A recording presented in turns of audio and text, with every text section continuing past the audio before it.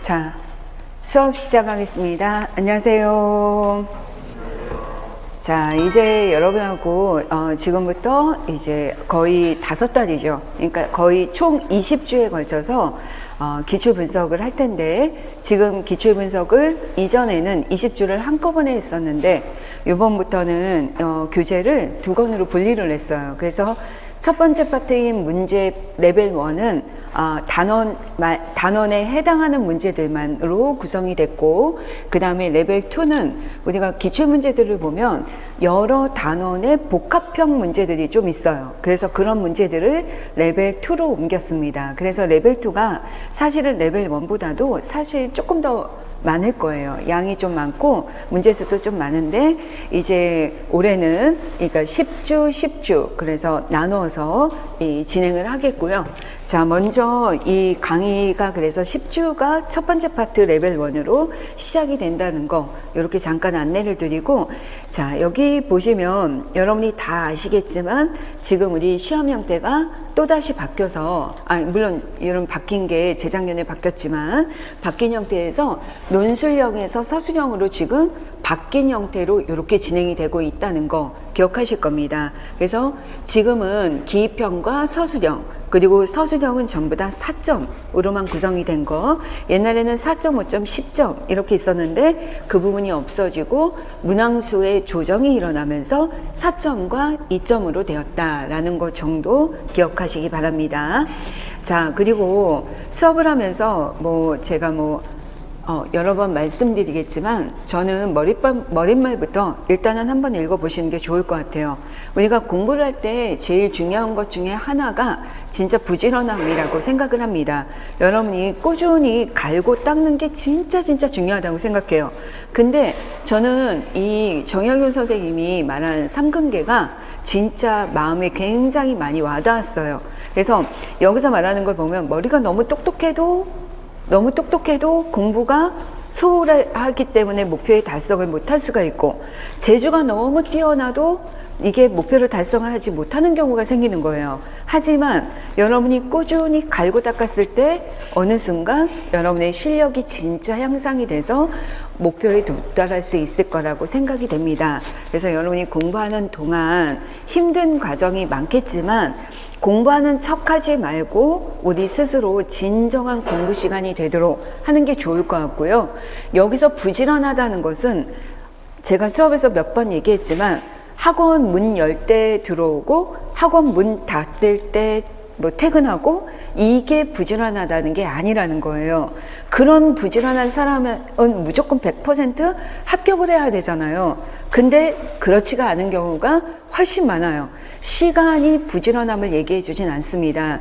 8시, 9시까지 자고 일어났어도 내가 눈 뜨고 공부하는 순간에 얼마나 집중하고 얼마나 그거를 내 것으로 만드느냐가 중요하지, 여러분이 노트 정리 잘하고 노트 필기 열심히 하고 이런 내가 공부하는 시간을 오늘은 15시간을 확보했어, 이게 중요한 게 아니라는 거예요. 그래서 여러분 스스로가 정말 진정한 실력을 쌓기를 원하고, 공부를 하면서도 기출 분석에서 여러분께 늘 말씀드리는 것 중에 하나가 문제의 핵심을 잘 보자, 문제의 실루엣만 보고 답을 외우려는 것을 하지 말고 문제의 내용을 제대로 파악하자, 이런 부분을 좀 잘 봐주시면 좋겠습니다. 자, 우리가 이론과 똑같이 기출해설 강좌에서도 저는 단원을 그냥 5개로 제가 만들었습니다. 그래서 첫 번째 파트가 과학의 본성이죠. 여러분들 과학의 본성 파트는 잘 아시다시피 우리 손바닥에 놔둬라 그랬습니다. 목차 외워지죠? 우리 이론했으면 목차가 외워질 겁니다. 과학의 본성이라는 것 자체가 과학 지식이 어떻게 형성이 됐어? 어떤 특성을 가지고 있지? 어떤 방법을 통해서 만들어졌지? 어떤 탐구가 진행이 됐지? 이렇게 형성된 과학 이론이 어떤 특성을 가지고 있고 변화하고 있지? 이게 한 문장으로 딱 내 머릿속에 들어있는 거예요. 근데 우리가 기출 분석이 끝나고 나면 이제 과학적 방법만 보더라도 요런 유형의 문제들이 있었지라는 게 대충 떠오르고, 이제 조금 더 들어가면 라카토스만 들어도 라카토스의 문제는 요런 것들이 있었지, 이게 다 패턴화 되기 시작하면 여러분이 이제 시험 볼 준비가 되었다라고 볼 수 있다라고 생각이 됩니다. 두 번째 단어는 교육과정이죠. 교육과정에서는 일단 첫 번째가 교육과정이 어떻게 변화되느냐라는 것입니다. 여러분이 다 아시다시피 교과 중심의 교육과정에서부터 생활 중심으로 갔다가 학문 중심으로 갔다가 인간 중심 교육과정 시대로 바뀌죠. 이런 교육과정의 변천과정은 과학철학적인 사조하고 이 접목이 되어 있고, 두 번째는 우리나라의 교육과정이 어떻게 변화되었고 각각의 교육과정 시기마다 어떤 특성이 있느냐, 이런 것들을 알아둘 필요가 있습니다. 근데 여기는 일단 7차나 07이나 09나 여기는 지난 교육과정이지만 왜 이걸 우리가 문제를 풀어야 되느냐, 요즘의 문제들을 보면 재탕이 진짜 많습니다. 여러분 많이 느끼실 거예요. 특히 작년 코로나 이런 시대로 이렇게 들어가면서 선생님들도 마찬가지로 좀 그런 것 같아요. 많이 옛날 거를 배경을 해서 그거를 변형하는 문제를 많이 사용하고 있기 때문에 다른 교육과정에 나왔던 문제 유형을 여러분이 잘 봐둘 필요가 있습니다. 그래서 2015 개정 교육과정 시기지만 이런 부분을 여러분이 같이 공부하시면 좋을 것 같아요.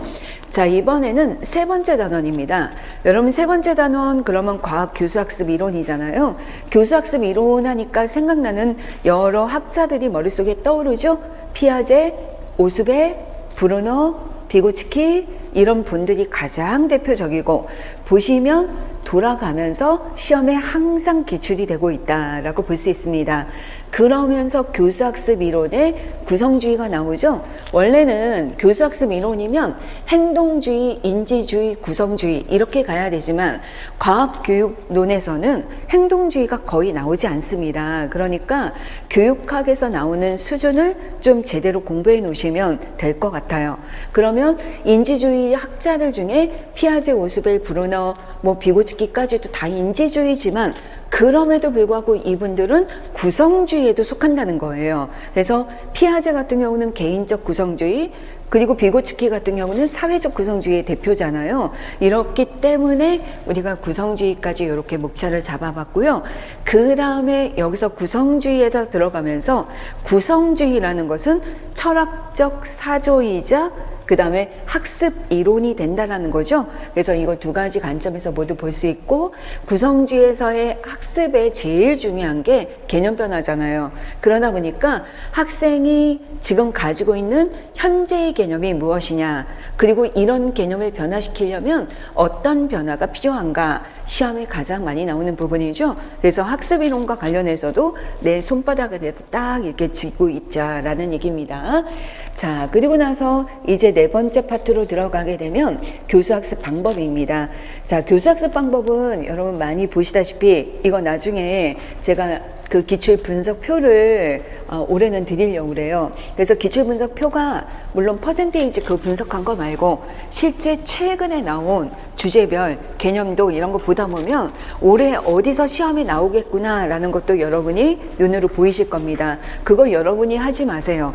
여러분 스터디하고 그러면서 여러분이 분석하고 있을 시간에 공부를 하셔야 돼요.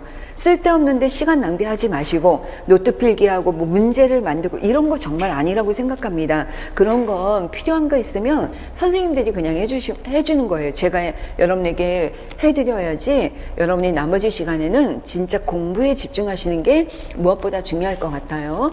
그래서 여기 보면 수업 전략 중에 개념도 부위도 너무 많이 하는 거죠. 될 수 있으면 흐름에 맞춰서 쓰려고 해놓은 겁니다.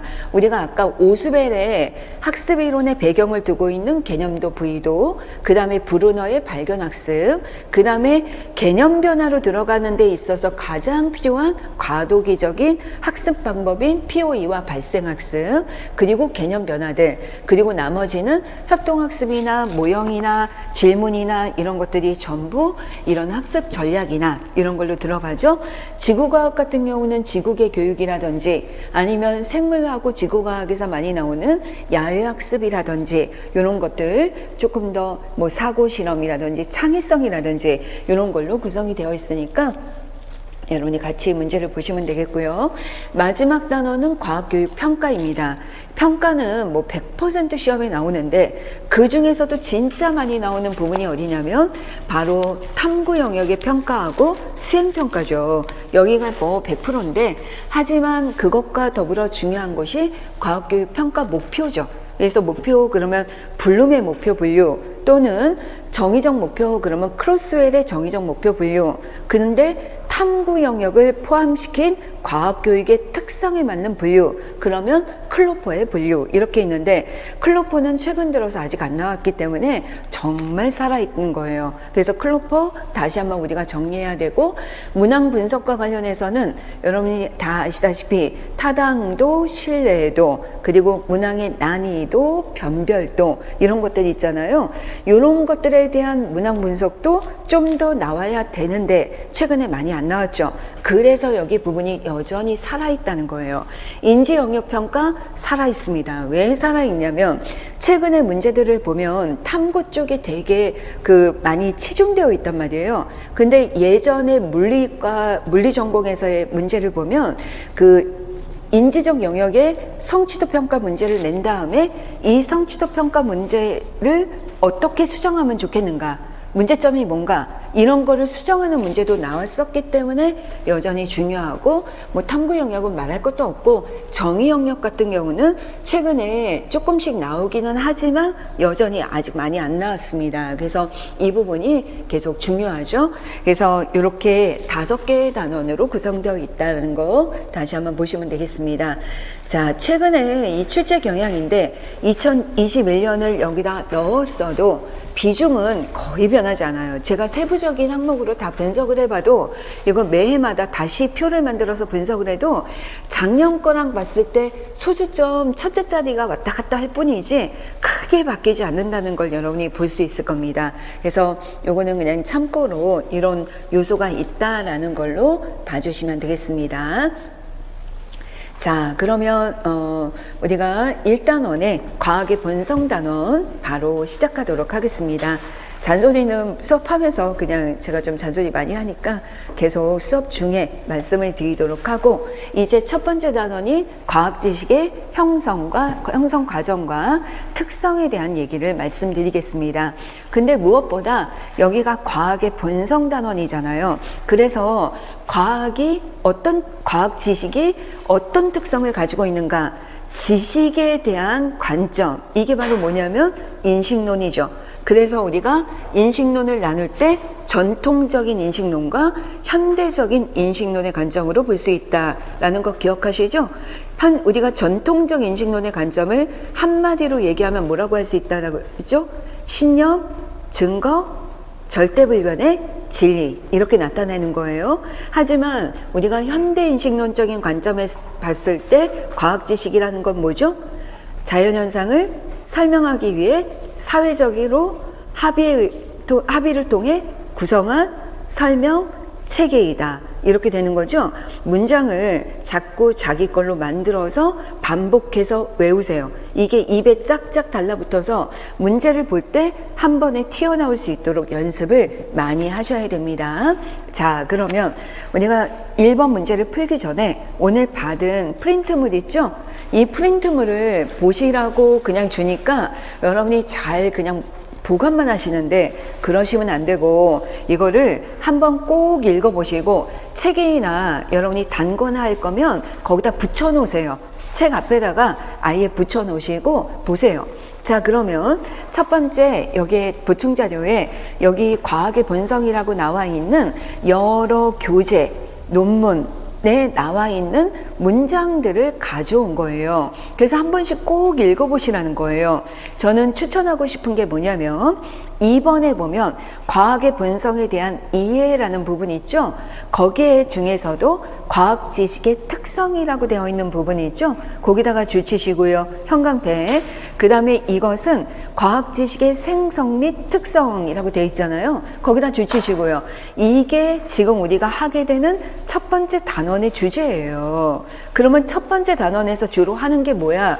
과학 지식을 어떻게 바라볼 것인가에 대한 관점, 그 인식을 얘기하겠다는 거예요. 그래서 과학 지식이 어떻다는 거냐? 오른쪽에 있잖아요. 첫 번째, 과학 지식은 전통적 인식론에서 얘기하는 것처럼 객관적이고 아주 증거가 확실하고 절대불변의 진리이다 라는 게 아니라는 거예요. 과학 지식은 상대적이라는 것입니다. 상대적이라는 거죠. 주관적이고 상대적이다 라는 거죠. 객관적이지가 않다는 겁니다. 또한 변화될 수 있다라는 것이 특징이라는 거예요. 절대불변의 진리가 아니라 변화된다. 두 번째, 지식이라는 것은 인간이 탐구활동을 통한 결과물이라는 것입니다. 그래서 인간의 탐구활동에 대한 결과물. 세 번째, 증거에 기반하여 활성화가 된 것이다. 그래서 우리가 이거는 과학적인 증거 기반에 두고 있다라는 거 굉장히 중요하잖아요. 이따가 이런 표현들을 보시게 될 겁니다. 그래서 기출문제에서도 다시 한번 보시고, 네 번째, 자연현상과 관찰로부터 발견된다라는 거죠. 발전이 된다라는 건데, 관찰이라는 건 한계가 진짜 많다는 거 아시죠? 관찰이라는 것 자체는 여러분이 알고 있는 관찰의 한계가 뭐가 있어요? 일단 첫째, 관찰의 이론 의존성처럼 시험에 많이 나오는 게 없잖아요. 관찰의 이론 의존성이 뭐였습니까?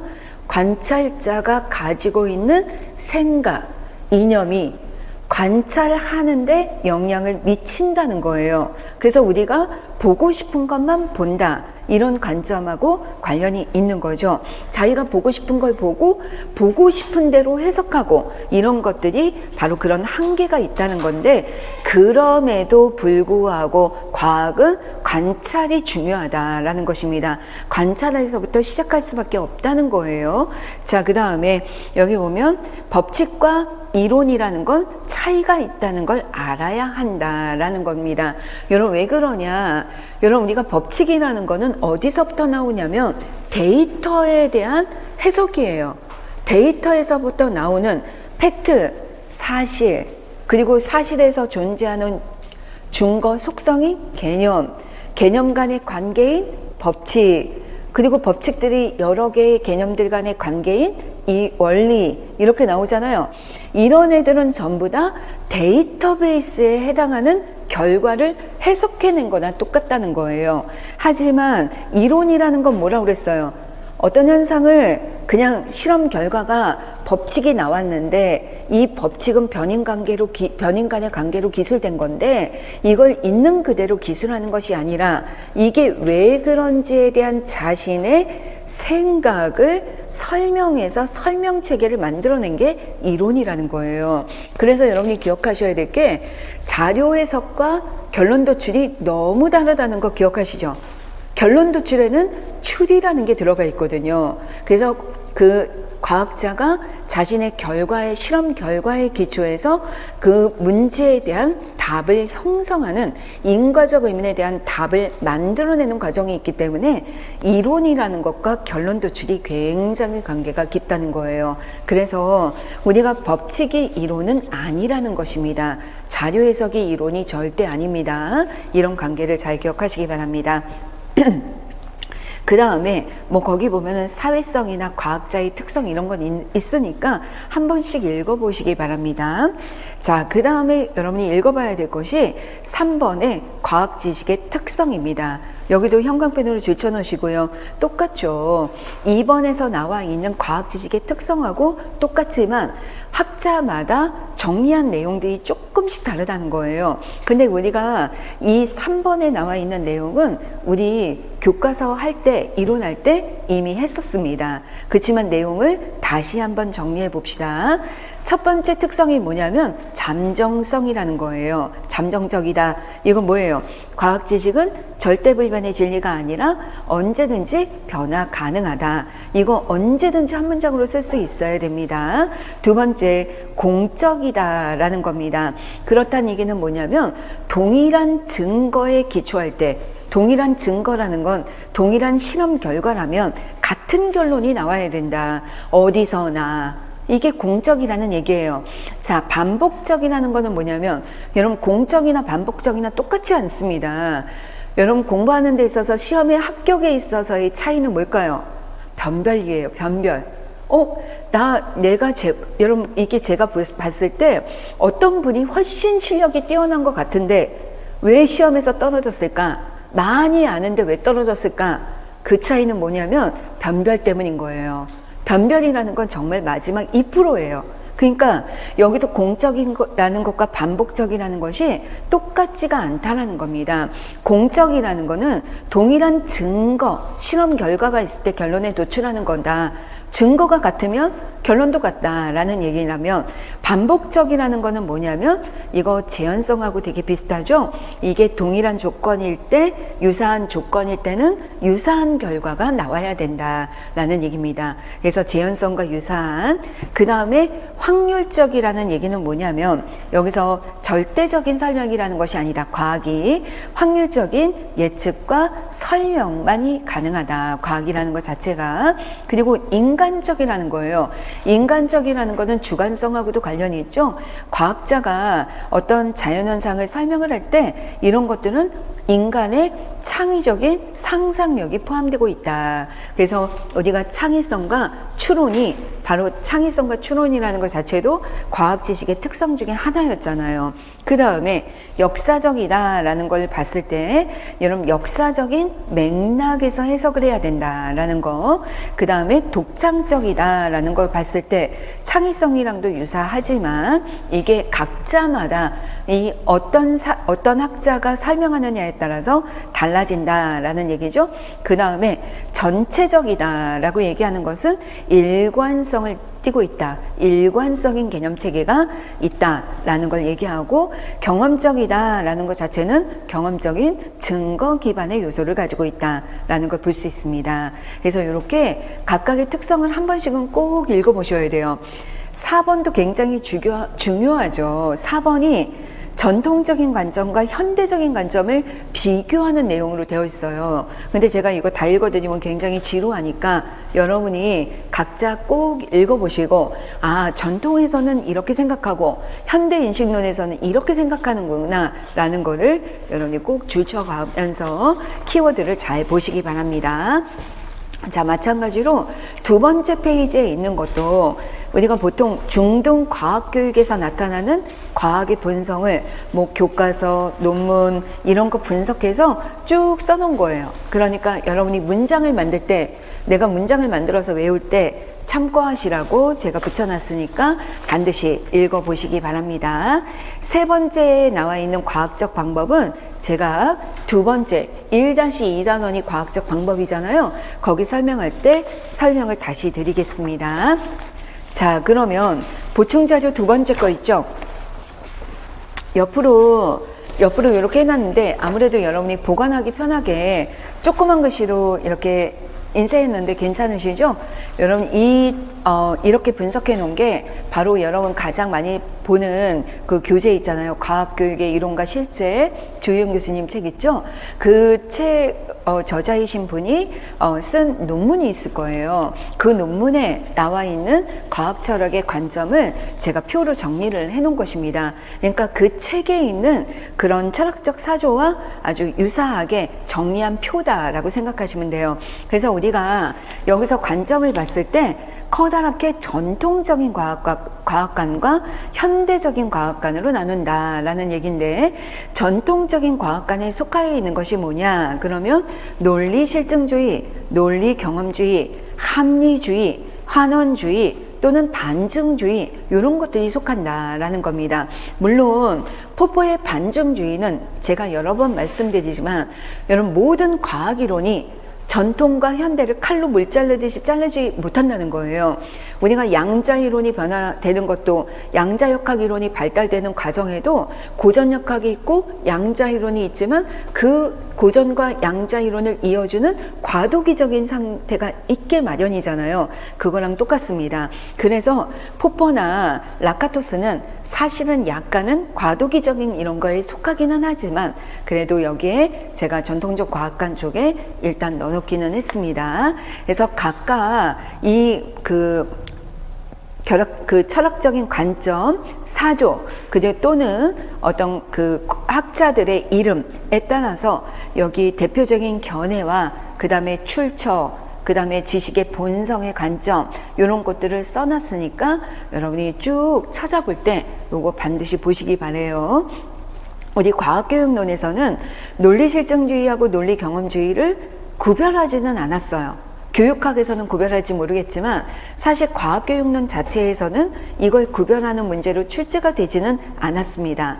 하지만 실증주의는 나온 적은 있죠. 여러분, 실증주의를 한마디로 얘기하면 뭐라고 한다? 실제로 검증된 결과만을 믿는 것을 바로 실증주의에서의 지식을 보는 관점이에요. 그러니까 경험적으로 증명이 된 것만 믿는 게 실증주의죠. 경험적인 증명이 된 것만. 경험주의는 경험적인 근거가 있는 것들, 경험이 가능한, 구체적인 경험이 가능한 것이 가능한 것만 지식으로 믿는다는 것입니다. 하지만 이거를 조금 더 깊이 들어가서 비교를 하면 논리실증주의는 약간은 여기에서 완전 절대적인 100%라는 것을 강조한다면 이 논리 경험주의는 약간 후퇴해서 약간은 확률성을 인지하기 시작했다. 요 정도만 다르다라고 보시면 좋을 것 같습니다. 자, 그 다음에 현대적 철학관에 있는 쿠온, 라카토스, 그 다음에 파이어벤트, 툴민, 라우든 이렇게 있는데 사실 여기에 파이어벤트나 툴민이나 라우드는 아직은 출제가 된 적은 없죠. 하지만 몰라요. 언제 갑자기 나올지. 여러분, 얼마 전에 작년에 갑자기 물리 전공에서 베이컨이 나왔단 말이에요. 철학자인 베이컨이. 이런 것처럼 과학자들 이름이 다시 갑자기 등장할 수 있기 때문에 여기 특징을 각각 이렇게 보시기 바랍니다. 마지막에 STS의 과학관이라고 되어 있는데 이게 현대적인 과학관에 속한다라고도 볼 수 있죠. 그러니까 새로운 철학 사조와 같이 STS적인 측면을 좀 더 강조한 것이다. 이렇게 봐주시면 될 것 같아요. 그래서 이렇게 부충 자료에 요런 우리 과학교육의 이론과 실제 책의 앞부분을 보면은 과학의 본성과 관련해서 철학 파트가 되게 두껍잖아요. 그런 부분을 그냥 한 페이지로 정리해 놓은 것이다 라고 생각하고 여러분이 노트에 붙여 놓으시고 이거를 바탕으로 잘 찾아보시면 좋을 것 같습니다. 꼭 읽어보셨으면 좋을 것 같아요. 종종 읽어보세요. 종종 나올 때마다 거기 가서 찾아보시고 읽어보시기 바랍니다. 자, 그러면 이제 본론으로 들어가겠습니다.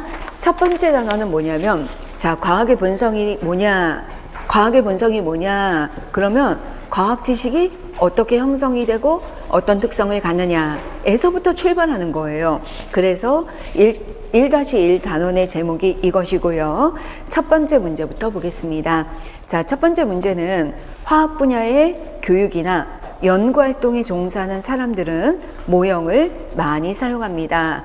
비단 화학만이 아니죠. 화학이 아니라 최근에는 물리에서도 굉장히 많이 나오고 생물도 모형을 가장 많이 사용하고 지구과학도 모형과 관련된 실험이 한 번 2020년도인가요? 그때는 모형 실험이 거의 2-3개가 나올 정도로 굉장히 많이 활용을 합니다. 그래서 사람들이 연구에서 모형을 많이 활용한다라고 했는데 여러분들 모형이 무엇입니까? 제가 이론 시간에도 모형을 정말 여러 번 설명을 했었는데 최근에는 일반적으로 그냥 모형을 모형이야 라고 얘기하는 게 아니라 좀 더 구체적으로 진짜 많이 나옵니다. 자, 모형이 무엇입니까? 그러면 모형의 정의를 말해야죠. 이거 어디서 나와요? 과학 지식의 구성 요소 중에 사실, 개념, 법칙, 원리, 이론, 모형, 가설 이렇게 돼 있잖아요. 근데 그 중에 모형이라는 거예요. 그래서 모형을 다른 말로 해서 뭐라고 그러죠? 한마디로 얘기하면 입이 안 보이긴 하지만 늦어요. 여러분들 자꾸 이거 빨리빨리 떠올릴 수 있도록 자꾸 인출하는 연습을 많이 하셔야 돼요. 모형이 뭐냐? 자연 현상을 설명하기 위한 설명 체계가 이론이라면 바로 설명하기 위한 도구가 모형이라는 거예요. 이해하시죠? 근데 왜 도구로 사용을 하느냐? 과학이론이라는 것 자체가 너무 추상적이기 때문에 우리가 이거를 쉽게 설명하고 표현하기 위해서는 구체적인 현상이나 사물의 빗대어서 설명하는 경우가 많거든요. 그래서 모형이 필요하다는 것입니다. 이거 기억하시죠? 그 개념을 잘 기억하시면서, 그래서 이 모형은 여러분 정의를 먼저 기억하셔야 돼요. 자연현상에 대한 설명 체계를, 그러니까 자연현상을 설명하기 위한 도구다라는 겁니다. 그렇기 때문에 이게 정의를 기억하시고요. 2번, 그래서 이 모형은 이론의 형성과 변화에 중요한 역할을 하는 거예요. 이론의 형성과 변화에 중요한 역할을 할 수밖에 없어요. 왜냐하면 이론이 모형이거든요. 그렇잖아요. 하지만 100% 똑같진 않지만 이론을 표현하기 위한 도구이기 때문에 모형은 엄청 중요한 역할을 하죠. 근데 이론의 형상과 변화에만 역할을 하는 것이 아니라, 이거는 철학적인 관점이라면 우리가 교수 학습 상황에서도 교수 학습 상황에도 중요한 역할을 합니다. 이게 커다란 관점에서 모형이 하는 중요한 역할이에요. 그러니까 이론의 형성, 지식의 형성에서도 중요하지만 이 모형을 활용하면 교수학습 상황, 구체적인 교수학습 상황에서도 중요한 역할을 합니다. 라는 겁니다. 하지만 여러분 이거는 되게 거시적인 측면이잖아요. 그러면 구체적으로 어떤 역할을 하느냐, 구체적인 역할이 뭐냐, 여러분 그러면 어떻게 해야 돼요? 모형이란 설명을 제공하는 거예요. 여러분들 우리 이론책 있잖아요. 거기 보면 모형의 역할 나오죠? 그 모형을 찾아보셔야 돼요. 설명을 제공하는 거예요. 어떤 현상에 대한 설명을 제공합니다. 라는 거예요. 기억하죠? 그리고 난 다음에 설명을 제공하기 위해서 도구로서 모형을 활용하잖아요. 그런데 더 좋은 설명을 하기 위해 여러분 어떻게 합니까? 새로운 실험을 유도하기도 하죠. 그죠? 새로운 실험을 유도하기도 하고, 이런 새로운 실험을 통해서 더 좋은 설명을 만들어내고, 이러면서 모형은 변화, 발전할 수 있습니다. 모형이 점점 변화되는 거예요. 그래서 이론도 잠정성을 가지고 있지만 모형도 잠정성을 가지고 있습니다. 라는 걸 기억하시죠? 그래서 새로운 실험을 유도하기도 하고, 이걸 통해서 더 좋은 설명, 새로운 설명을 만들어내고, 그러면서 새로운 모형으로 점점 변화, 발전해 나갑니다. 이렇게 보시면 돼요. 그래서 새로운 실험을 유도하는 과정에 설명도 하고 여기에서 예측도 할 수 있다라는 것을 볼 수 있죠. 새로운 실험을 계획할 때는 이런 일이 일어날 것이다라는 예측을 하니까. 그래서 우리가 제일 중요한 모형의 역할이 뭐냐? 일단은 설명하는 도구니까 설명. 그 다음에 두 번째는 예측, 이런 것을 할 수 있다. 그렇기 때문에 이론의 형성과 변화에 중요한 역할을 하고, 실제 우리가 교수학습 상황에서 교수를 할 때도 모형을 활용하고 학생들이 학습을 할 때도 모형을 활용할 수 있다. 이렇게 보시면 됩니다. 근데 우리가 모형에는 종류가 좀 있었습니다. 이 모형의 종류에는 어떤 것이 있어요?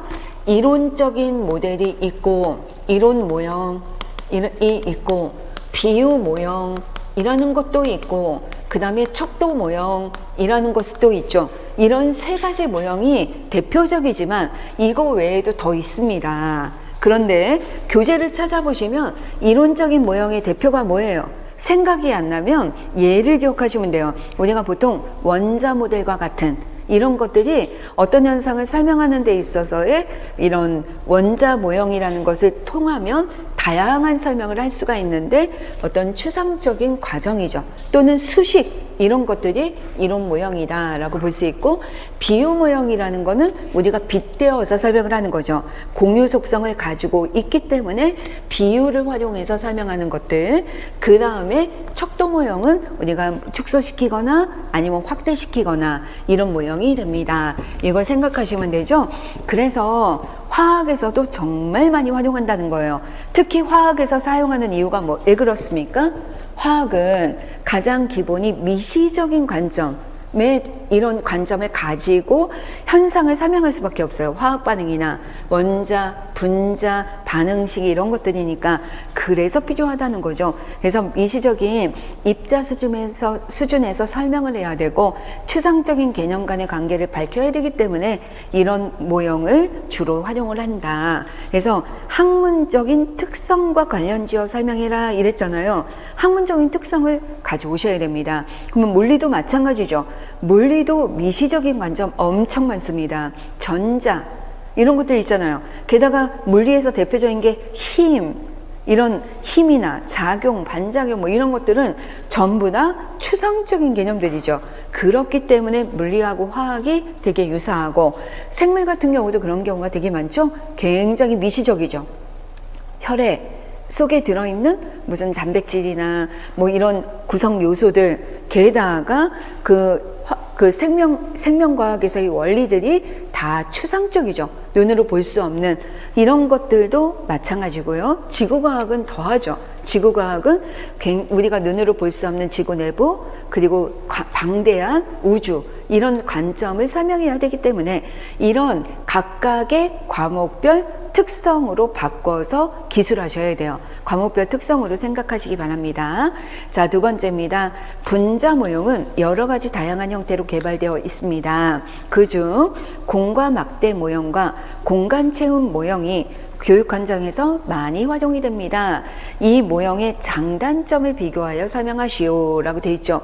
자, 그러면 여러분 여기다가 맨 마지막 질문에다 줄치세요.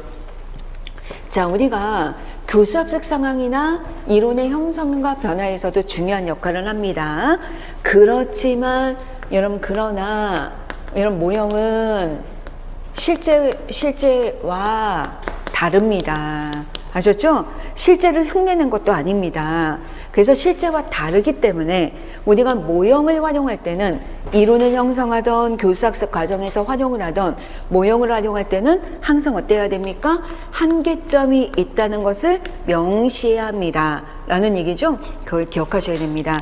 그래서 이번에 마지막 줄에 있는 이 질문 있죠? 이거는 진짜 많이 기출이 되는 거예요. 형광펜으로 이걸 줄쳐놓고 별표해 놓고 또 기출될 가능성이 있어요. 그러면 뭐만 바뀌어요? 모형만 바뀌겠죠. 물리에서 물리 모형이 나오고 화학에서 또 다른 모형이 나오고 생물에서도 모형 쓰고 지구과학에서도 모형 쓰고 이렇게 나올 겁니다. 그러니까 그거에 대해서 준비하셔야 되는데 이때 모형은 여러분 이 한계점이 옛날에는 한계점이 뭐냐면 실제와 다르다. 그래서 잘못 연결을 지으면 오개념이 유발될 수 있다. 이게 대표적인 우리가 템플릿이었어요. 답에. 그렇지만 최근 트렌드는 어때요? 최근 트렌드는 이렇게 일반적인 한계점을 쓰는 게 안 나온단 말이에요. 어떻게 나와요? 컨텐츠랑 연결시키는 거예요. 지금 얘처럼요. 어떻게? 여기 보니까 공과 막대 우리가 예를 들면 학교 다니면서 전부 이렇게 생긴 구조는 하나씩은 다 보셨을 거예요. 요렇게. 그 다음에 공간 채움 모형이다 라고 하면 산소에 수소가 이런 식으로 붙어 있는 거다. 이런 모형을 한 번씩은 다 보셨을 겁니다. 그래서 공과 막대냐 아니면 이렇게 공간이 채워져 있는 형태냐 이거 두 개가 가지고 있는 이런 모델이 가지고 있는 장단점을 비교해봐라 라는 얘기입니다. 그러니까 구체적으로 쓰라는 거예요. 이 모델에 따라서 구체적으로 써라 라는 거죠. 그래서 뒤에 보면 이것과 관련된 문제가 많이 출제가 됩니다. 자, 그러면 여기에 장점이 뭐인 것 같습니까? 여러분 여기 보면 몇 개 써라 없잖아요. 여러분 몇 개 써라 없죠? 그러면 한 개만 써도 되는 거예요. 욕심내지 마세요. 이게 2점이죠? 2점이면 2점에 맞게 쓰는 거예요. 나 아는 거 나왔으니까 신나게 쓴다. 그래서 막 두 칸을 갖다가 세 줄도 긋고 두 줄도 그어서 막 빽빽하게 쓸 필요가 없는 거예요. 출제자가 거기까지 요구하는 게 아니라는 겁니다. 그러니까 일단 우리가 딱 떠오르는 확실한 장점과 단점을 생각해 보자라는 겁니다. 그러면 이거 장점이 뭘까? 여러분 보시다시피 분자 구조를 이걸 좀 더 명확하게 표현할 수 있는데 특히 결합끼리라든지 결합각이라든지 뭐 이런 거 표현할 수 있다. 단점은 뭐냐? 실제 분자 구조가 이쑤시개처럼 이런 막대가 있는 게 아니다. 이런 거죠. 게다가 여기 공간 체험 모형의 장점이 뭐냐? 그러면 이것과는 다르게 전자의 분포로 설명할 수 있는 거를 표현했다는 거. 하지만 단점이 뭐냐? 그러면 여기도 마찬가지로 여기 안에 있는 이 분자들이 이렇게 완전히 경직돼서 있는 것이 아니라 끊임없이 운동을 하는데 그런 운동이나 이런 걸 표현할 수 없다. 이런 것들이 있을 수 있잖아요. 제가 교재에는 좀 더 자세하게 설명해 놨으니까 이게 딱 봤을 때 가장 떠오르는 가장 중요한 핵심 것들을 정리해서 외우시면 좋을 것 같습니다. 자, 그래서 1번 이렇게 보고 넘어가고요. 자, 이번에는 2번 문제로 가겠습니다. 자, 2번은 아래에 주어진 사실과 법칙을 바탕으로 유전에 관련된 개념, 이론, 가설을 진술하시오 라고 되어 있는데, 자, 여기 보니까 드디어 유전 이렇게 되어 있잖아요. 유전에다가 줄쳐놓고 생물 전공이신 분들은 유전 관련 이제 교육과정의 내용을 오늘 가서 교과서 분석을 통해 정리를 좀 해두시기 바랍니다. 자, 여기 보면 사실, 개념, 법칙, 이론, 가설 이렇게 되어 있죠. 자, 사실이 뭡니까? 오감을 통해 관찰한 바를 기술해 놓은 거다. 자, 개념이 뭡니까? 이건 사실들에 존재하는 공통적인 증거 속성을 용어로 표현해 놓은 것이다. 자, 그러면 법칙이 뭐라고 그랬죠? 개념 간의 관계를 기술한 것이다. 자, 그러면 이론은 뭡니까? 이런 현상에 대한 설명 체계를 얘기하는 거다. 자, 그러면 가설은 뭡니까? 여기 설명 체계는 설명 체계인데 잠정적인 설명 체계를 얘기하는 것입니다. 이렇게 들어가면 되겠죠. 그래서 우리가 사실은 관찰하고 측정하고 진짜 데이터 수집한 그 내용 자체를 얘기하면 되는 거예요. 그러면 이때 개념은 뭐냐? 그러면 개념은 용어가 되겠죠. 그래서 여기 용어들, 과학적인 용어들을 쭉 쓰시면 될 것 같아요. 우리가 이거 전공 영역이니까 제가 자세히 안 들어가고 뭐 우성, 열성, 유전 뭐 이런 것들이 다 되겠죠. 법칙은 무엇입니까? 그러면 이거는 개념 간의 관계잖아요. 그러면 여기에서는 여기 둥근 씨, 주름진 씨 이거가 3대1 관계를 설명했으니까 법칙 이렇게 되겠죠. 그러면 이론은 무엇이 들어있어야 될까요? 여러분, 우리가 이론이라는 것은 설명체계죠. 설명체계인데 이 설명이라는 건 있는 그대로를 해석하는 게 아니라는 거예요. 그러니까 3대1이 왜 나온 거야? 라는 거에 대한 설명이어야 돼요. 그러면 이걸 왜 3대1이야? 라는 걸 설명할 때 멘델이 뭐를 이용해서 설명합니까? 유전, 인자, 뭐 거기 뭐 한 쌍에 뭐로 되어 있고 이런 것들을 이용해서 설명할 거 아니에요. 바로 그런 모형이죠.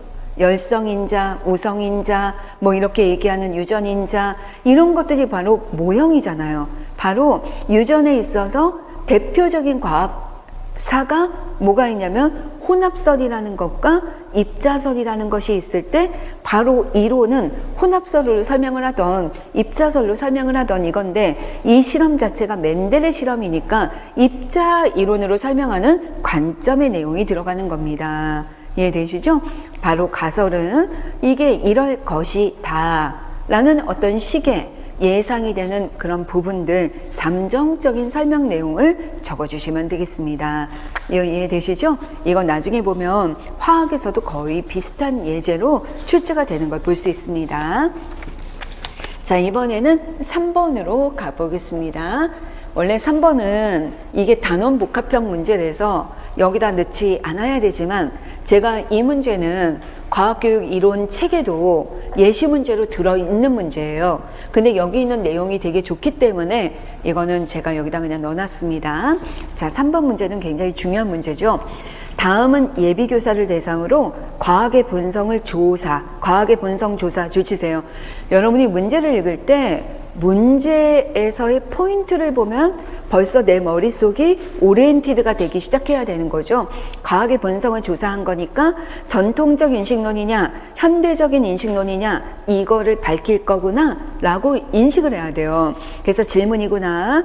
여기 보면은 응답표가 나왔구나. 그러면 1번 탐구 수업 방법에 대해 다음과 같은 생각을 지니고 있을 때 자, 이번에 이런 거 최근에 시험에 나오지 않았습니까? 여기만 따서요. 이거 조금 이따 보세요. 이거 아마 뒷부분 20대 20 몇 번 문제 정도 보면 최근 문제 이거 있습니다. 그래서 여기 보면 탐구 수업 방법에 대한 다음과 같은 생각. 이게 탐구에 대한 관점이잖아요. 예비교사의 A와 B 중 누구냐라는 거예요. 그러면 우리가 해야 될 거는 뭐냐면 이게 어떤 관점인지 알아야 되고, 그 다음에 이 결과를 통해 A하고 B가 어떤 관점을 지니고 있는지를 파악해서 연결시켜야 되겠구나 라는 것입니다. 그래서 이유까지 적는 거죠. 자, 그럼 박스 내용을 먼저 읽어보겠습니다. 과학에서 탐구는 현상을 관찰하는 데서 출발합니다. 보통 이래요. 그죠? 현대인식론에서도 관찰은 여전히 중요하다고 그랬으니까 이것만으로 우리가 전통이다라고 보기는 어렵습니다. 하지만 법칙과 관찰 사실들 사이에 객관적인 관계를 밝히는 것이 가장 중요합니다. 느낌 와요. 여기에 뭐가 포인트가 됩니까? 객관적인 관계를 밝히는 것이 중요하다. 근데 우리가 전통적 인식론에서는 객관적인 실체가 있다라고 보지만 현대 인식론에서는 객관적인 실체가 없습니다. 상대적이고 주관적이라는 거예요. 그러니까 객관적 관계를 밝힌다는 부분에 전통적 인식론이라는 것이 이게 뚜렷합니다. 이거 전통적 관점이에요. 그렇지만 끝까지 읽어보세요. 따라서 학생들이 탐구 수업을 할 때도 언제나 관찰로부터 시작합니다. 언제나. 이거 문제가 있죠. 그죠? 언제나는 아니니까. 그래서 여기는 전통적 관점이구나 라는 걸 볼 수 있습니다. 자, 그러면 우리가 이 리커트인지 어떤 문제인지 모르겠지만 이걸 갖다가 분석한 결과를 통해 이거를 해석을 해야 돼요. A와 B의 관점을 해석해야 됩니다. 자, 이런 과학의 분석 조사 이 부분은요, 살아있어요. 기출에서 살아있다는 거예요. 이거 응용될 가능성 있습니다. 문항은 조금만 바꾸면 돼요. 자, 그럼 보세요. 각 문장을 읽고 동의하는 정도에 따라 괄호 안에 숫자를 써라. 강하게 동의하면 5, 동의하면 4, 중립 3, 부정 2, 강하게 부정 1 이거죠. 자, 우리가 이 문장을 보면서 우리 이론에서 했었죠. 모든 질문에 대해 똑같은 답지 5개를 활용을 한다. 이거 뭐예요? 리커트 척도라는 거예요. 만약에 평정법이라면 질문마다 답지가 다 다르다는 것입니다. 이거 기억하셔요. 그래서 이게 리커트 척도구나. 근데 얘가 5까지 있으니까 5단계 리커트 척도가 됩니다. 이거죠? 자, 리커트 척도나 평정법이나 이런 것들을 우리가 이렇게 답지를 분석할 때 주의할 점이 뭐예요? 답지를 분석할 때 주의할 점이 뭐냐?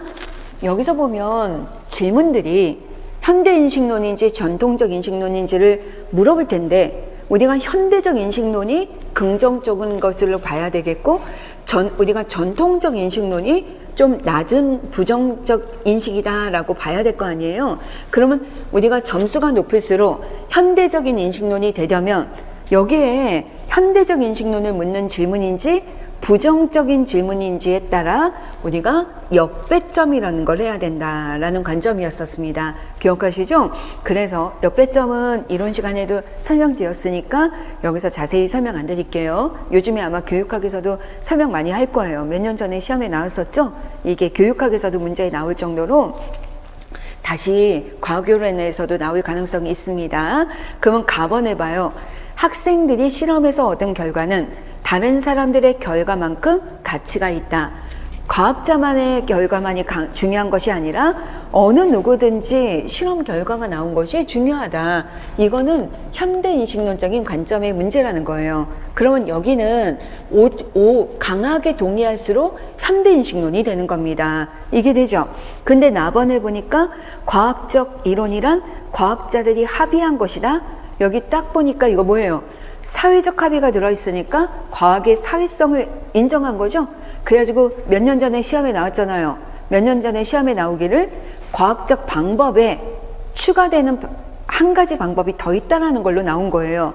일반적인 과학적 방법은 무엇입니까? 조금 이따가도 다시 다음 단원에서 하겠지만 과학적 방법이란 과학 철학적 관점이자 과학 철학이자 과학적 사고 방법이자 철학적 관점이자 이렇게 된다고 그랬잖아요. 그래서 우리가 과학적 방법에 해당하는 게 귀납법, 연역법, 가설연역법, 기출법, 반증법 이런 것들이 다 되는 거 아니에요. 그런데 여기에 옛날에는 전통적 인식론에서는 전형적인 과학적 방법이 있다라고만 생각한 거예요. 귀납이든 연역이든 가설연역처럼. 하지만 현대인식론적인 관점에서는 뭐라고 과학적 방법을 얘기합니까? 전형적인 과학적 방법이란 없다. 다 쓸 수도 있고 하물며 모두 된다? 인간의 꿈, 영감, 직관, 창의적인 어떤 성격의 설명조차도 다 과학적 방법이 될 수 있을 뿐만 아니라 플러스로 들어가는 것 중에 뭐 있어요? 사회적인 합의도 과학적 방법이 될 수 있다라는 것입니다. 하지만 사회적 합의가 100% 해결책을 주는 건 절대 아닙니다. 아셨죠? 하지만 사회적 합의도 될 수 있다. 그러니까 여기도 마찬가지로 현대인식론의 관점입니다. 답은 절대적으로 옳은 과학이론이 존재한다. 이거 절대 불변의 진리는 아니다라는 거잖아요. 아니어야 되는 게 현대인데 여긴 존재한다라고 그랬으니까 전통적 관점이 되는 거죠. 그러면 3번 문제에 강하게 긍정을 하는 5번을 했다면 이 학생은 현대인식론이 아니라 전통적 인식론이 되는 거잖아요. 그러니까 우리가 현대인식론 관점을 기준으로 할 때 이거는 역배점을 해야 되는 항목이구나 라는 얘기입니다. 자, 그러면 라번 과학이론은 인간의 지각과는 독립적으로 존재하는 외부의 실제 세계를 묘사한다. 그랬는데 인간의 지각과 독립적으로 존재하는 게 가능한가? 불가능하죠. 왜냐하면 관찰은 항상 관찰자의 이론에 의존하니까 독립적으로 객관적으로 존재하는 실제란 없다는 거예요. 그래서 이것도 역시 전통적인 관점이니까 역배점을 해야 됩니다 라는 얘기예요. 그래서 우리는 다문항과 라문항은 역배점을 해야 되는 거죠. 그러면 역배점은 어떻게 하는 거예요? 1, 2, 3, 4, 5가 있다면 이거 역배점이니까 5, 4, 3, 2, 1로 바꿔라 이렇게 되는 거예요. 그래서 컴퓨터 프로그램에도 컴퓨터 프로그램을 할 때도 역배점 항목을 딱 넣으면 알아서 점수를 역배점해서 계산을 해줍니다. 1점이니까 여기 5점, 1점이니까 5점, 5점이니까 1점, 5점이니까 1점 이렇게 들어가죠. 그래서 A 교사는 토탈 몇 점이냐면 19점이 되는 거고 B 교사는 토탈 5점이 됩니다. 이런 식으로 하는 거예요. 그러면 우리가 이거는 총점이잖아요. 평가를 할 때는 어떻게 해야 됩니까? 평균을 한번 내보는 거예요. 그래서 우리가 네 문항으로 4개의 문항이 19점이잖아요. 그러니까 우리가 이걸 4로 나눴을 때 4점 얼마 여러분 이거는 4로 나눴을 때 1점 얼마 이렇게 되잖아요. 그러면 평가는 어떻게 해야 돼요? 여러분 평가 점수 이거는 점수를 채점한 거고 평가는 평가하는 것도 굉장히 중요합니다. 평가는 얘가 4점 몇몇이니까 높은 점수니까 이렇게 쓰는 게 아니에요. 어떻게 해야 돼요? 중앙값보다 높은 점수니까 여기는 현대인식론적인 관점을 지니고 있다라고 볼 수 있는 거예요. 그런데 1점 몇몇이면 여기서 이 중앙값은 뭐죠? 최저점이 1점, 최고점이 6점, 더하면 6점을 2로 나누면 중앙값이 되는 거죠. 그러니까 중앙값인 3점보다 높은 점수니까 현대인식론. 여기는 중앙값인 3점보다 낮은 점수니까 전통적 인식론이 되는 겁니다. 그래서 우리가 여기 이걸 분석한 결과 A는 현대적인 인식론을 가지고 있는 관점이고 B는 전통적인 관점이니까 여기서 말한 이 박스 안에 있는 생각, 탐구 수업에 대한 생각은 전통이기 때문에 비교사의 생각이다. 이런 거를 쓰실 수 있어야 됩니다. 자, 그러면 두 번째 문제를 보겠습니다. 여기에 문제가 이번에 또 새로 편집하다 보니까 이게 빠져나갔는데 여기 문제가 뭐냐면 다음은 A와 B 중에 어느 예비교사의 생각을 뒷받침하는 사례인지 답하고 그렇게 판단한 이유를 쓰시오. 여기도 똑같은 지문이 있었어요. 근데 내용은 뭐냐면 이 내용은 그냥 크릭이라는 사람이 이중나선 구조를 밝혀서 그 중심원리라는 것으로 설명을 했는데 이것이 나중에 태민이라는 사람이 여기서 그 역전사 과정이라는 것을 밝히면서 크릭의 원리가 수정될 수밖에 없었다라는 관점의 내용이 있습니다. 이게 이 문제가 뒤에서 다시 한번 나오니까 그때 좀 다시 한번 보시고 우리 이론 교재에 있으니까 좀 참고해 주시면 좋을 것 같아요. 이 내용이 이 생각을 딱 보니까 크릭이 말한 중심 원리로부터 태민의 생각으로 이론이 바뀐 거예요. 이론의 변화니까 이 안에 뭐가 있어요? 과학 지식의 잠정성이 들어있는 거죠. 과학 지식은 절대 불만의 진리가 아니라 한계를 지니고 있기 때문에 언제든지 수정될 수 있다는 걸 보여주는 거예요. 그러니까 현대인식론적인 관점이고 예비교사 A입니다. 이렇게 써주시면 됩니다. 그래서 내용 보시면서 요거 문장으로 쓰는 연습하시기 바래요. 자, 이번에는 네 번째로 들어가겠습니다. 아이고. 자, 네 번째입니다. 자, 네 번째는 아까 말씀드렸던 지식의 구성 요소가 화학에서 출제가 된 거죠. 화학 지식은 화학을 빼면 그냥 지식은 사실, 개념, 법칙, 원리, 이론 등으로 구성되어 있다. 자, 여기다 줄치시고 여러분은 읽으면서 내 머릿속에 사실, 개념, 법칙, 원리, 이론 얘네들이 딱딱 떠올라야 돼요. 계속 연습하세요. 그 다음에 고무풍선의 부피는 온도에 따라 변하는데 여기 보면 개념이 많이 나왔죠? 고무, 풍선, 부피, 온도, 특히 부피, 온도 이 현상과 관련된 다음 진술에 적당한 화학 지식의 구성 요소를 쓰시오라고 했습니다. 아까 생물에서는 유전이라는 걸 딱 명시해 줬었는데 여기 지금 화학에서는 부피와 온도라는 내용이 나온 거나 마찬가지예요. 그러니까 여기는 샤르르 법칙과 관련된 내용이나 마찬가지죠. 자, 그러면 여기에 첫 번째 온도가 올라갈수록 풍선 안에 있는 기체 분자의 운동이 활발해집니다. 여기는 화학 지식의 구성 요소 중에 무엇입니까? 라고 했어요. 어디에 속합니까? 여러분 어디에 속해요? 여기는 여러분 딱 보였을 때 이 문장에 어떤 것 때문에 지식의 구성 요소를 딱 정할 수 있습니다. 뭐게요? 분자인 거예요. 분자. 다른 거 다 필요 없고요.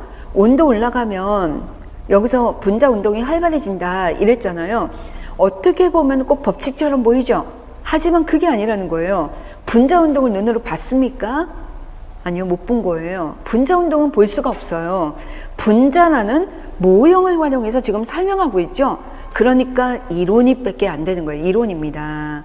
그래서 여러분이 볼 때 전자, 분자, 원자, 아니면 뭐 유전, 인자 이런 것들을 설명하면 여기는 다 모형을 활용하면 이거는 거의 이론이다 라고 볼 수가 있습니다. 포인트가 두 번째입니다. 온도가 올라가 풍선의 부피가 작아져. 자, 여기 보면 온도, 부피, 풍선 올라간다, 커진다 이거잖아요. 그러면 여기는 내가 추가한 내용은 하나도 없고요. 그냥 개념 간의 관계예요. 올라갈 때 올라간다. 이거죠. 법칙인 거예요. 세 번째, 25도씨 풍선의 길이가 21.2cm입니다. 이거는 뭡니까? 측정값이죠. 왜? 수량적인 관찰이 측정입니다. 이거죠. 이렇게 측정을 할 때 제일 중요한 게 뭐냐? 요즘에 최근에도 계속 시험에 나왔던 거 여기 보면 단위가 0.2cm다 라고 하는 거죠. 이거 쓸 때 여러분이 눈금을 읽을 때 조심하셔야 될 게 뭐냐면 10분의 1 단위까지 꼭 읽어야 된다. 측정값을 기술할 때는 10분의 1 단위까지 기술해야 된다. 이걸 잊지 마시기 바랍니다. 그래서 예전에도 시험에 나올 때요. 여러분 이게 시험에 나올 때 이렇게 해놓고 여러분 이게 눈금이 이렇게 3, 4 이렇게 돼 있는 거예요. 자 그러면 여기가 3, 4 근데 눈금이 이렇게 돼 있는 거예요. 자 그러면 이때 측정값을 읽어라. 이럴 때는 3V 이렇게 읽으면 안 된다는 거예요. 그럼 어떻게 읽어야 돼요? 3.0V 적어도 이렇게 그냥 보이지 않는 유효숫자 단위까지 이렇게 써줘야 된다는 거 잊지 마시기 바랍니다. 자, 그래서 이렇게 볼 수 있고요. 자, 이번에는 5번으로 가겠습니다. 자, 5번도 지구과학사를 살펴봤다. 지구과학 지식은 1. 움직이지 않는 대륙, 대륙이동설, 판구조론 이렇게 변화되어 왔고 지구중심설에서 태양중심설과 같이 발달되어 왔다. 이러한 사례들로부터 짐작할 수 있는 과학적 지식의 특성을 두 줄 이내로 쓰시오 라고 했죠. 자 그러면 과학적 지식의 특성 줄치시고 그 다음에 우리한테 주어진 자료 두 가지가 아까 나온 생물이랑 똑같잖아요. 대륙 움직이지 않는 대륙, 대륙이동설, 판구조론, 천동설에서 지동설. 그러니까 이거는 과학 지식의 잠정성이죠. 그래서 이렇게 과학 지식의 지식이란 이게 변화하고 있다라는 내용이 들어있도록 이게 문장을 쓰시면 되겠습니다. 자, 이번에는 6번으로 가겠습니다. 자, 6번에서 보면 생명현상을 본질적으로 이해하기 위해서는 근인적 설명뿐만 아니라 궁극적인 설명도 함께 요구가 됩니다. 이렇게 되어 있죠. 그래서 우리가 생명을 바라보는 관점에는 여러 가지가 있는데 지금까지 시험에 일단 기출이 됐었던 용어들을 우리가 본다면 우리가 물활론 이런 것도 있고요. 그 다음에 근인적 관점이라고 얘기하는 기계론적 관점 또는 환원주의적 관점, 환원론 또는 환원주의적 관점 이런 것들도 우리가 볼 수 있고요. 그 다음에 세 번째가 원인적 관점이라고도 하고 이거를 궁극론 또는 궁극적 관점이라고도 하죠. 그 다음에 네 번째는 목적론적 관점, 여기도 물활론적 관점 이렇게 나누죠. 그 다음에 우리가 여기 더 들어가서 유기체론적 관점, 이렇게 커다란 관점들이 실제로 시험에 응용이 됩니다. 근데 예전에는 생물에서만 주로 출제가 됐었는데 화학에도 이런 그 생명을 보는 관점, 생명현상에 대한 관점이 실제로 출제가 됐었던 거예요. 그래서 서로가 과학사적인 것은 연결이 될 수 있기 때문에 여러분이 특징은 잘 기억을 하고 계시면 좋을 것 같아요. 일단 첫 번째가 이게 물활론적인 관점입니다. 이 물활론적인 관점을 보면 뭐가 생각나냐면 피아제가 생각날 거예요. 피아제의 전조잡기 학생들이 주로 가지고 있는 특성 중에 하나가 뭐냐면 물활론적인 세계관을 가지고 있다는 거예요. 그래서 물활론적인 세계관이 뭐냐면 이런 나무나 책상이나 이런 칠판이나 이런 무생물조차도 전부 다 생명을 가지고 있다고 생각하는 거죠. 그러니까 부딪히면 얘도 아프고 나무도 아프고 돌멩이도 아프고 이럴 수 있다라고 생각하는 거예요. 그래서 이 물활론적인 그 관점에서는 생명과 비생명체를 구분하지 않고 여기서는 모두 영혼이 정령 이런 것들이 영혼이 존재한다고 바라보는 관점이다 라고 생각하면 돼요. 그래서 그냥 저는 쉽게 우리가 여기서 물활론적인 세계관을 막 기술하거나 서술하는 시험 문제가 나오는 건 아니잖아요. 그러니까 물활론적 세계관이다 그러면 피아제의 전조잡기 상태에 있는 학생들이 주로 가지고 있는 그런 어떤 세계관적인 관점의 바로 대표적이다 라고 보시는 게 맞겠습니다. 그 다음에 근인적 관점, 그리고 근인적 관점을 우리가 기계론적인 관점, 그리고 여기를 우리가 프록시, 메이트, 어카운트라고 해서 프록시메이트 같은 설명, 관점이라는 게 어떤 설명이 되는 관점이니까 이렇게 우리가 설명을 하는데 이런 근인적 관점, 기계론적인 관점, 환원론적인 관점, 이게 시험에 나왔던 용어들이죠. 여기는 우리가 어떻게 설명합니까? 전부 분자적인 메커니즘, 여기서는 분자적인 메커니즘으로 설명하거나 아니면 물리화학적인 원리로 설명을 하거나 이런 걸로 설명하는 것들이 바로 다 근인적인 관점이다. 그래서 보통 여기는 어떻게 어떤 방법으로 이런 것들을 질문을 할 때 보통 답하는 내용이 많더라. 이렇게 보시면 되겠고요. 자, 그 다음에 세 번째 관점이 원인적인 관점 또는 궁극론적인 관점. 그래서 여기를 얼티메이트 어카운트라고 얘기해서 궁극론적인 관점, 원인론적인 관점 이렇게 합니다. 저는 그래서 헷갈려서 원인이 궁금해 그냥 이렇게 해서 외웠거든요. 그러면 나머지는 근인은 기계가 되니까 이렇게 그 연결시켜서 여러분이 외우시면 좋겠는데 여기는 궁극론적인 관점은 진화론적인 관점하고 연계가 됩니다. 그래서 우리가 다윈의 진화론이나 그거에서 가져오는 것처럼 적응이라든지 그 다음에 뭐 여기는 적자 생존이라든지 이런 것들 있죠. 그래서 적응되고 적자 생존의 원리에 따라 진화되고 변화되는 이런 원리로 설명하는 것들이 거의가 궁극적이고 진화론적인 관점이다. 이렇게 여러분이 보시면 될 것 같습니다. 자, 그 다음에 목적론이에요. 이 목적론적인 설명은 시험에도 여러 번 또 출제가 뒤에도 나옵니다. 그래서 이게 어떤 현상이라는 것들은 어떤 현상은 일정한 목적을 실현시키기 위해 존재한다. 이렇게 하는 겁니다. 사실 우리가 과학자들도 결론을 설명을 할 때 목적론적인 설명을 하기도 해요. 그러니까 예를 들어서 심장에서 뭐 혈액을 뿜어내는 것은 뭐 혈액을 순환하기 위한 것이다. 이런 게 다 목적론적인 어떤 설명이 될 수 있는 건데 이 목적론적인 한계가 뭐냐면 어떤 현상이라는 것을 설명을 할 때 꼭 어떤 목적을 위해서 설명을 하다 보니까 나는 치킨이 되기 위해서 나는 양념치킨이 되기 위해서 태어났다. 이렇게 되는 것처럼 너무 한계가 너무 극명하게 존재할 수 있는 설명일 수 있다라는 걸 보시면 되겠고요.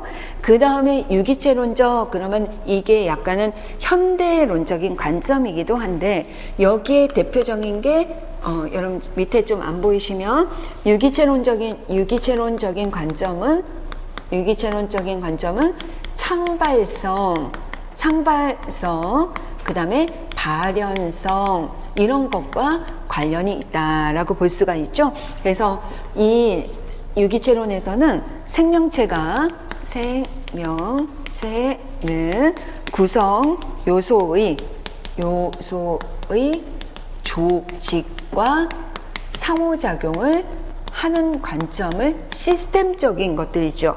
이런 시스템적인 상호작용을 강조하는 것이 바로 유기체론이다 라고 볼 수 있습니다. 그래서 우리가 이거 기억하시죠? 상위 단계로 갈수록 하위 단계에서는 없었던 성질이 발현되는 거, 이게 바로 유기체론의 발현성이거든요. 그래서 우리가 발현성으로 보면 실제로 우리가 세상을 살아가다 보면 조직화가 됐을 때 1+1이 2가 되지 않고 더 커다란 능력, 시너지 효과를 나타내는 것과 같은 그런 것들이 유기체론에 속한다라고 보시면 됩니다.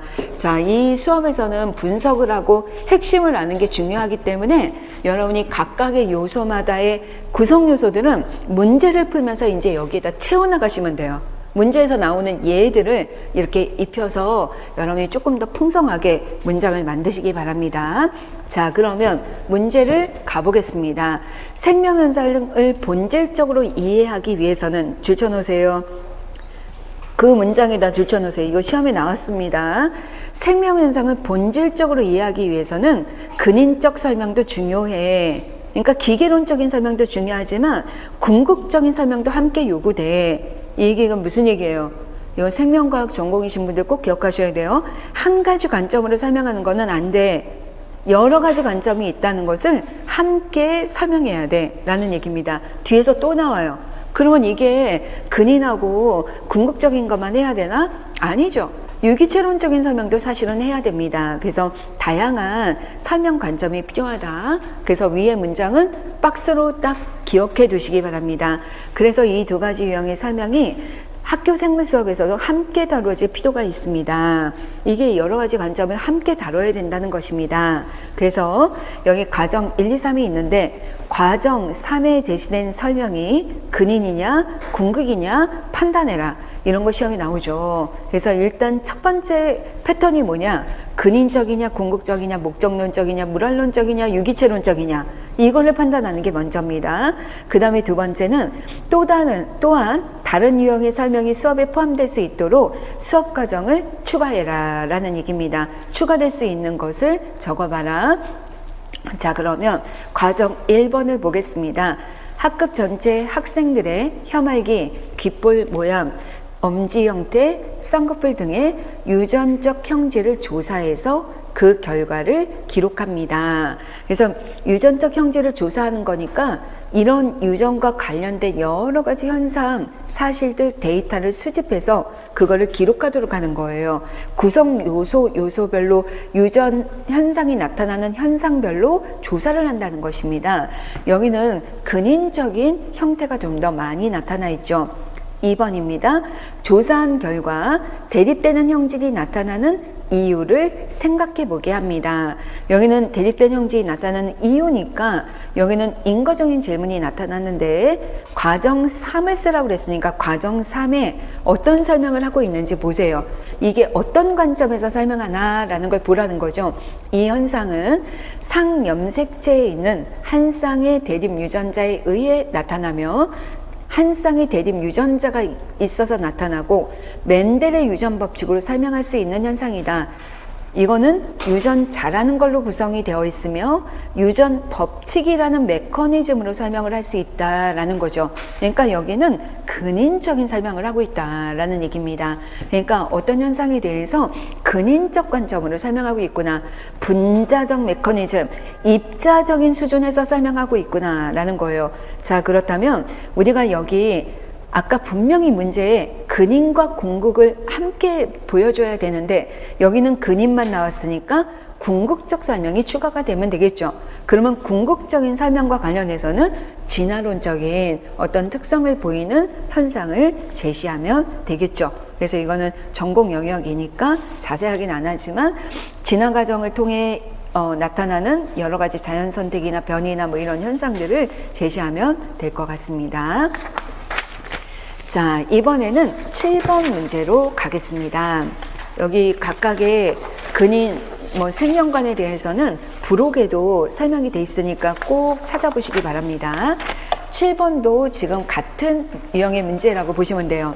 자, 문제가 생명체는 환원성 뿐만 아니라 자, 생명체가 나왔는데 환원성 줄쳐놓으세요. 환원성, 환원주의. 여러분 그리고 나서는 여기 영어로 돼 있는 거는 이즘으로 끝나죠. 그러면 이거는 환원주의라고 읽어도 되고 환원성으로 읽어도 되고 이렇게 되는 거예요. 그래서 리덕셔니즘인데 이거 자체가 기계론적인 설명이죠. 기계론적인 설명이고 근인적 설명입니다. 이것뿐만 아니라 발현적 특성도 발현적 특성 줄쳐놓으세요. 그러니까 이번에는 환원성이라는 근인적인 관점과 발현적 특성이라는 유기체론적인 관점이 나온 겁니다. 이거죠.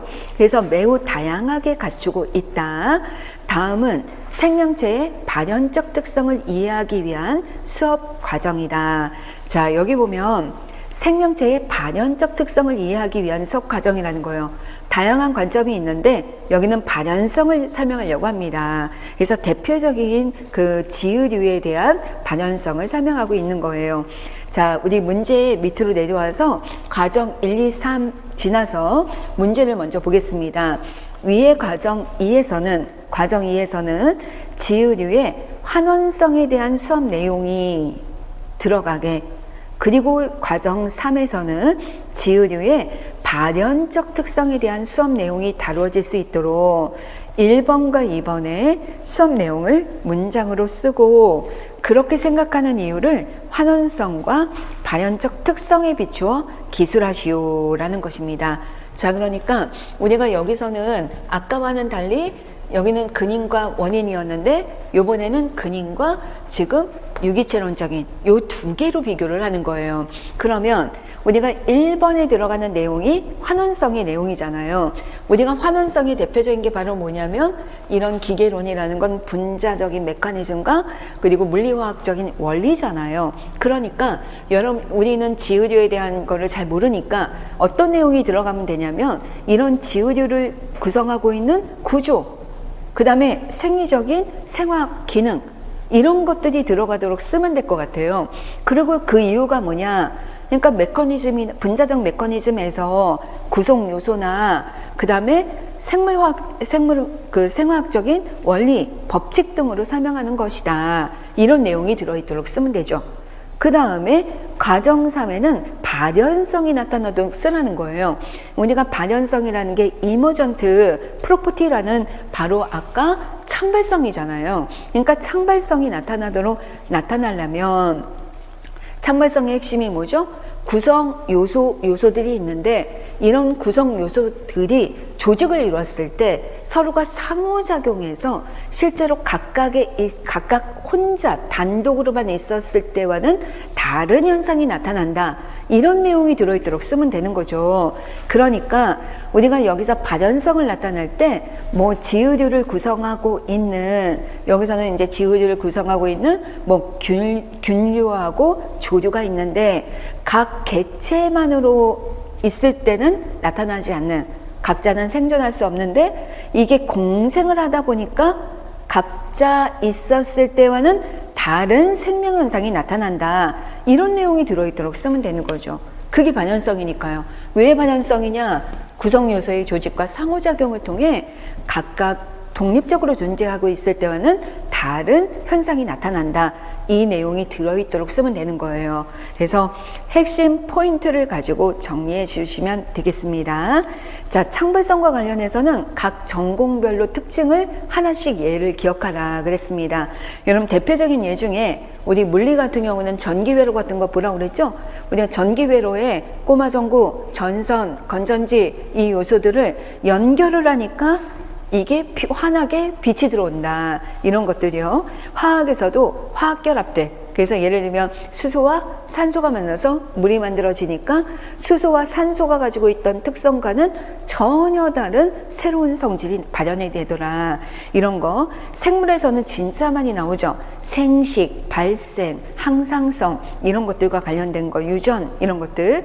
지구과학에서도 마찬가지죠.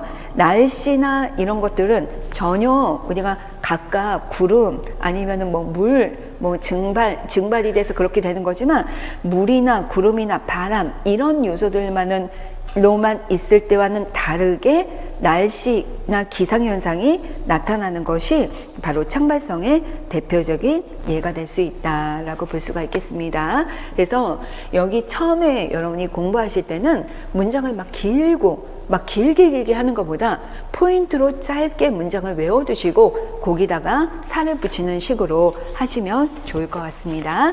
자, 그러면 우리 잠깐만 쉬었다가 8번부터 다시 하겠습니다.